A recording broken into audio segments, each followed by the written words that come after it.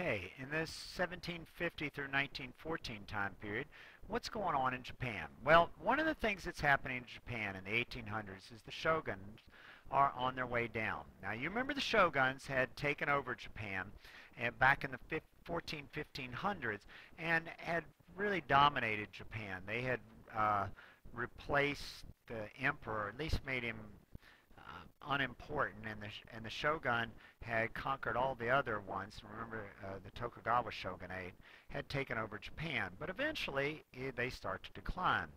Now, as shogunate collapses, how does Japan react? Number one, they become more secular. By that I mean non-religious, which prevents religious-based revolutions. You're not going to see different religious groups fighting each other in Japan like you might in other parts of the world. They've also started pushing nationalism. They really encourage people to go to school and end up with a 40% literacy rate. Now, that might not sound very high to us, but in the world, in 1800s, 40% of your population was literate. Is pretty high. And it's going to really help Japan out, as you're going to notice here in a little bit. In Japan, there is a common tradition, pattern of what we've seen in other places, which is traditionalists versus the reformists and intellectuals. The traditionalists want Shinto and a return to the emperor and those ways of life. The others, represented by the Dutch Studies Group, say, let's learn from the West. Maybe we can learn some things from the Enlightenment, not just industrialization and military stuff, but maybe we can actually learn some other things as well. Monopolies grow to control new commerce. One of the things Japan's going to do that's very different than in the West is in the West, while we get monopolies like the Rockefellers and the Carnegies and the Vanderbilts, those guys will all create monopolies, big monopolies. They are generally not done with government support. In Japan, the government supports monopolies, encourages them. And there will be rural riots. That means there are protests out in the countryside. But fortunately for Japan, these are not usually political. Instead, they're not usually, and by that I mean they're not usually aimed at trying to overthrow the government. Instead, what they're aimed at is trying to get rid of some of these nasty, mean landlords they've had to deal with. Now, so what opened up? The big pivotal event in Japanese history is the arrival of Commodore Matthew Perry in 1853.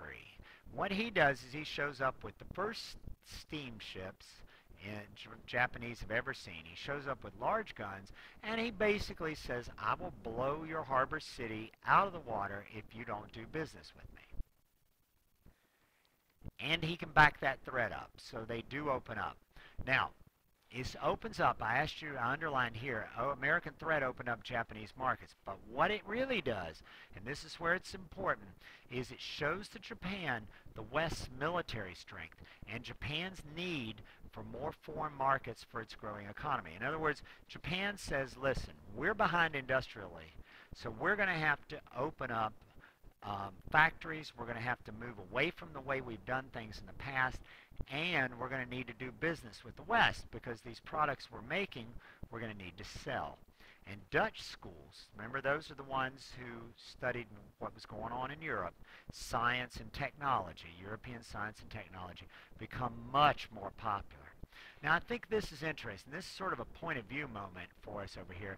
Up here you've got the U.S. Navy's drawing of Commodore Perry, and down here you've got the Japanese representation of Commodore Perry.